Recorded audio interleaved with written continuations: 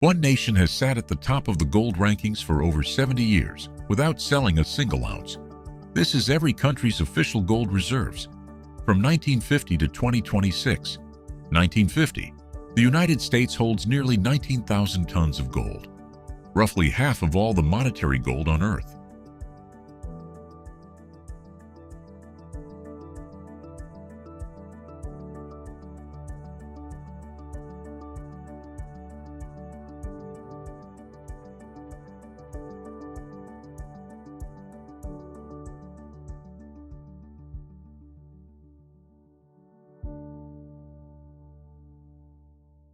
The Bretton Woods system, agreed in 1944, fixes every major currency to the dollar, and the dollar to gold at $35 an ounce.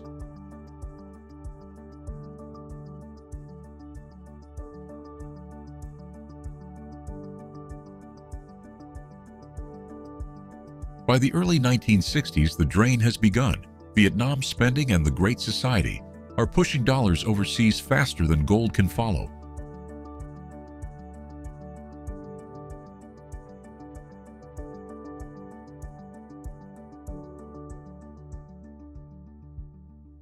General de Gaulle had called the dollar's privilege exorbitant. France ships dollars back to the U.S. and takes physical gold in return. By 1971, the run is unsustainable. On August 15th, President Nixon ends gold convertibility in a televised address. The Nixon Shock. The Bretton Woods system collapses. The dollar floats free for the first time in history. No major currency is backed by gold. With the peg gone, the gold price explodes from $35 in 1971 to over $800 an ounce by 1980. The 1973 OPEC oil embargo triggers a global energy shock. Oil exporting nations accumulate vast dollar surpluses and partly recycle them into gold. The United Kingdom, meanwhile, is selling, declining from over 2,000 tons in 1960 to under 800 by 1980. 1980. The gold price has crested. Central banks across the West adopt a new discipline: hold what you have.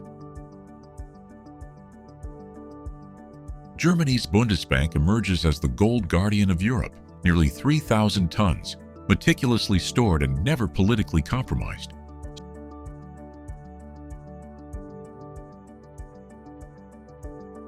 Switzerland, though tiny in population, holds 2,590 tons, nearly as much as France.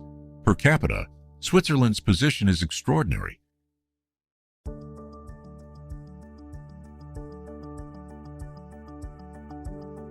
In 1999, Gordon Brown sells 395 tons of UK gold at auction, pre-announcing it weeks in advance and driving the price down before a single bar is sold.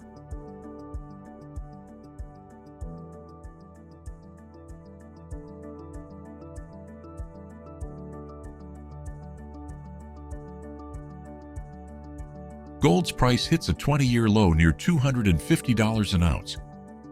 The sell-offs are later called Brown's Bottom, one of the worst-timed trades in central banking history.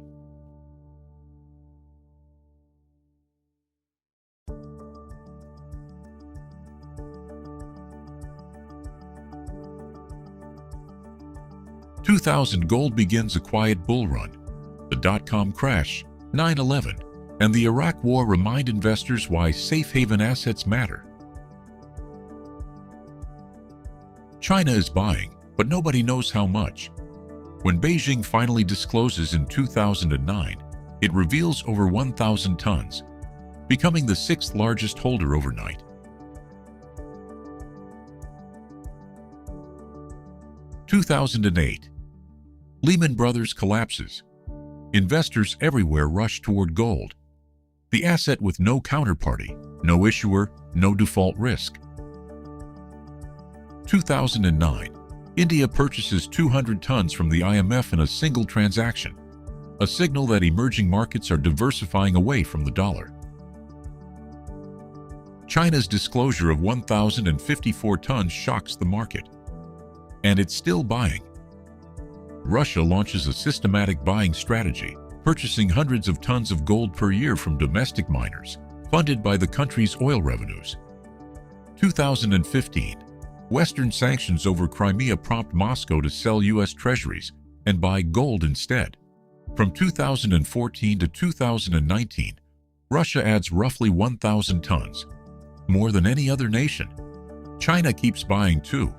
Though its official disclosures come in irregular bursts, its total crosses 1,700 tons by 2015. Then February 2022, Russia invades Ukraine. Within days, the West freezes $300 billion of Russian reserves. Gold, stored in your own vault, cannot be frozen. By 2026, the United States still sits at 8,133 tons, unmoved, untouched, number one for over 70 years. Thanks for watching. Subscribe for more data stories.